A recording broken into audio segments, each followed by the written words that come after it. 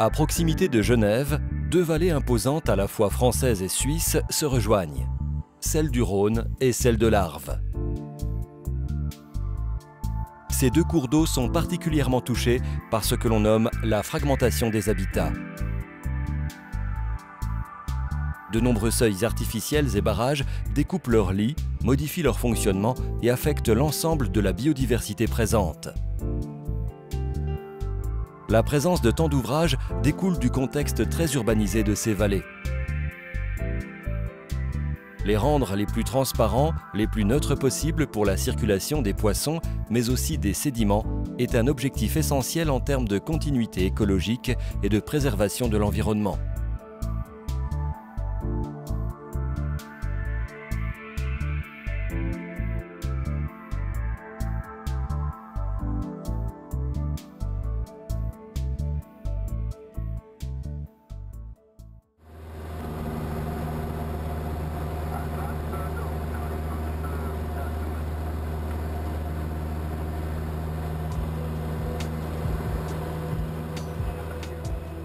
L'axe fluvial, composé du Rhône genevois et du bassin de l'Arve, forme un espace naturel transfrontalier complexe.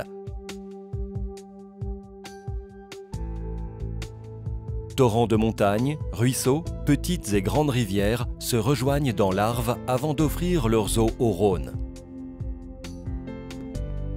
Que ce soit côté suisse ou côté français, ces milieux aquatiques ont été fortement perturbés par l'important développement des activités humaines qu'a connu cette région durant le XXe siècle.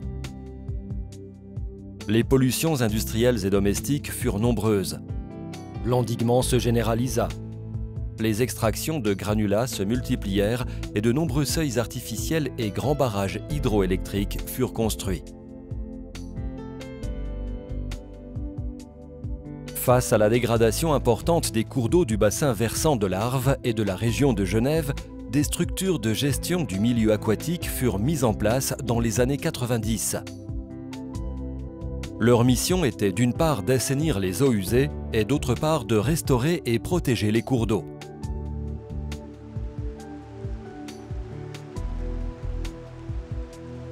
Grâce aux efforts financiers et humains importants, la situation s'est améliorée et aujourd'hui de nouvelles perspectives positives peuvent être envisagées.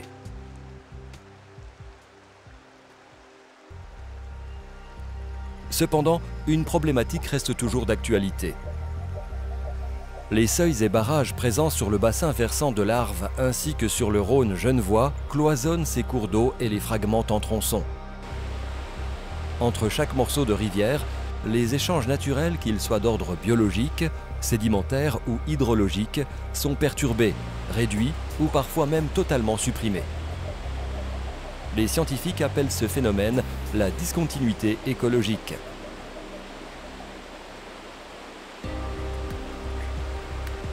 Pour les poissons présents dans le Rhône genevois et le bassin de l'Arve, cette fragmentation de l'écosystème aquatique peut avoir des impacts très négatifs. En effet, pour assurer les différentes phases de leur cycle de vie, les poissons doivent idéalement pouvoir se déplacer librement dans la globalité de l'espace fluvial, passer par exemple du Rhône à l'Arve et inversement, ou encore pouvoir rejoindre certains secteurs ou certains affluents favorables pour la reproduction.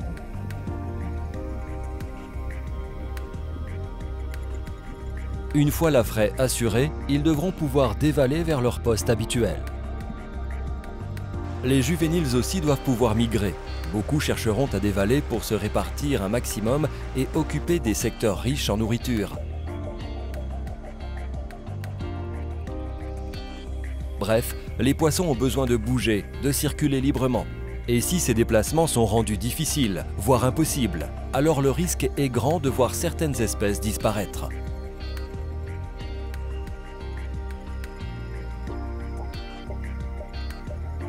Afin de mieux caractériser les besoins de la faune piscicole et tenter d'apporter des solutions à la problématique de discontinuité écologique sur la globalité de l'axe Arve-Rhône genevois, la Fédération pour la pêche et la protection du milieu aquatique de Haute-Savoie et la Haute École du paysage, d'ingénierie et d'architecture de Genève ont décidé d'unir leurs efforts au travers d'un projet commun ambitieux. Alors, le projet Espace, c'est un projet donc transfrontalier entre la France et la Suisse, sur le bassin de l'Arve et du Rhône-Genevois. Les objectifs de ce projet sont la thématique principale, c'est la continuité écologique sur le bassin Arve-Rhône. Les principaux objectifs sont de, premièrement, définir l'échelle spatiale de fonctionnalité des populations piscicoles. Donc pour ça, on a pris 5 espèces cibles représentatives du bassin et on va essayer d'analyser quels sont les déplacements, les migrations et de quel espace elles ont besoin. Le deuxième objectif, c'est d'analyser plus spécifiquement la franchissabilité des ouvrages. On a un certain nombre d'ouvrages qui posent problème en termes de franchissabilité sur ce bassin et on a équipé ces ouvrages avec du matériel de télémétrie notamment et on va essayer de mesurer, d'évaluer le nombre de poissons qui franchissent ces ouvrages pour vraiment essayer d'identifier ceux qui posent le plus de problèmes à l'échelle de ce bassin-là.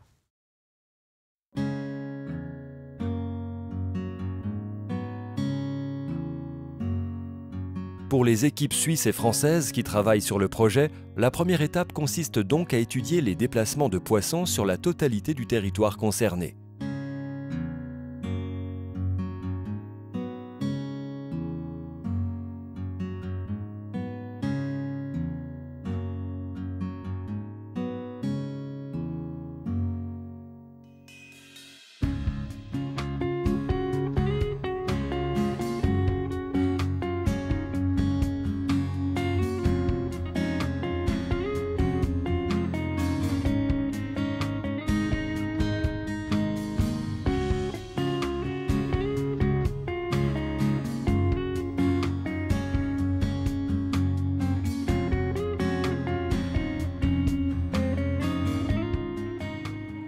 Cinq espèces représentatives du cortège piscicole genevois ont été choisies.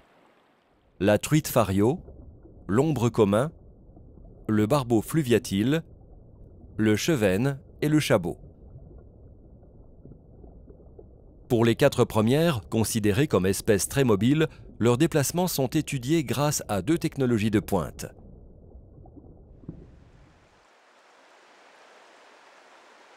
La première, dénommée pit tagging, consiste à placer une marque de très petite taille dans des poissons préalablement capturés et endormis.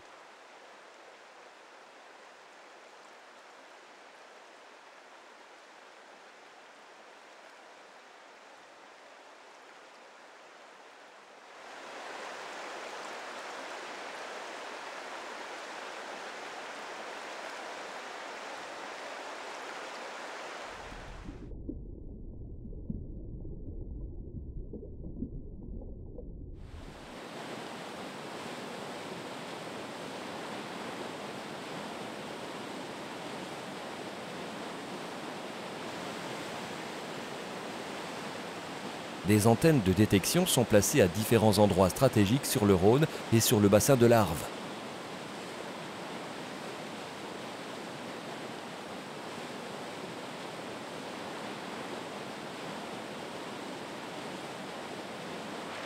Si un poisson marqué passe à proximité, le système enregistre automatiquement son passage.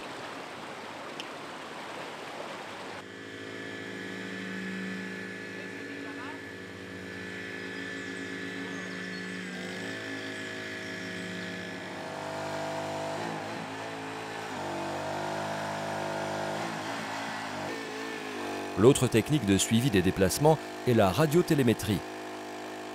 Comme pour le pit tagging, il faut tout d'abord capturer les poissons par pêche électrique.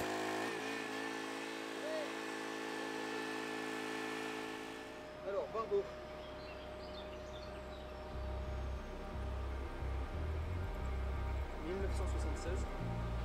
Les poissons adultes en bonne condition physique sont sélectionnés. Ils seront endormis, pesés et mesurés avant d'être équipés d'un émetteur radio.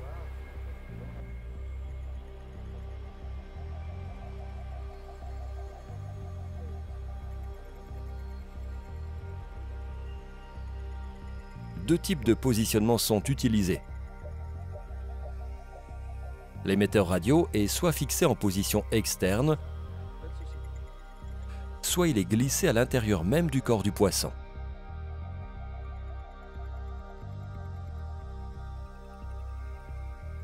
Une fois les poissons remis de cette opération délicate, ils sont relâchés dans le cours d'eau et le pistage peut commencer.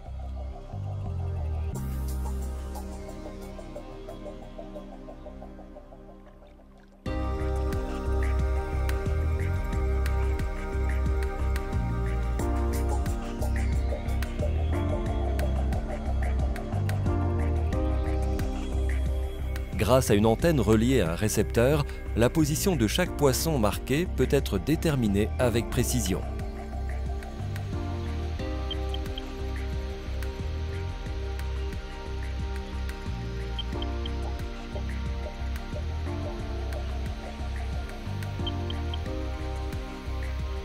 Les informations précieuses ainsi recueillies vont permettre de connaître les aires d'occupation pour chacune des espèces étudiées. Elles vont également renseigner sur la franchissabilité des obstacles et sur l'efficacité des systèmes de franchissement existants.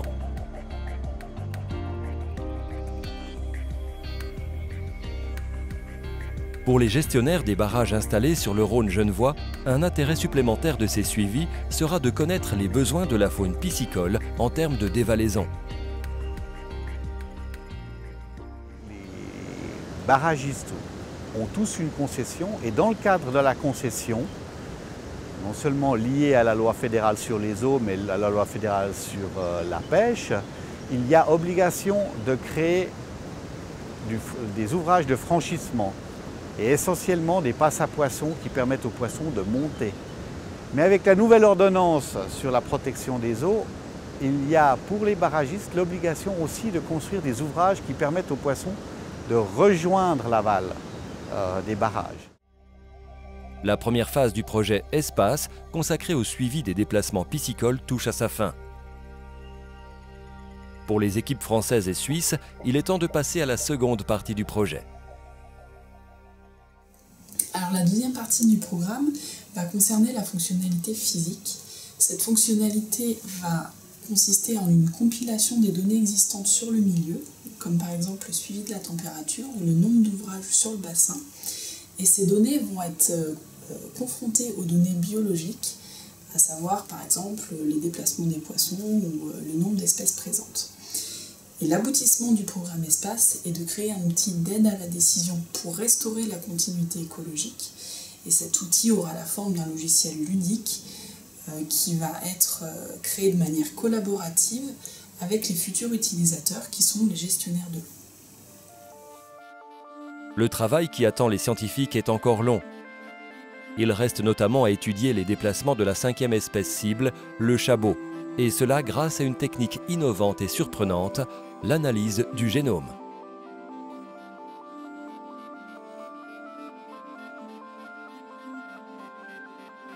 Comment la phase de modélisation, qui s'annonce complexe, sera-t-elle abordée et quels seront les enseignements finaux de ce projet ambitieux ?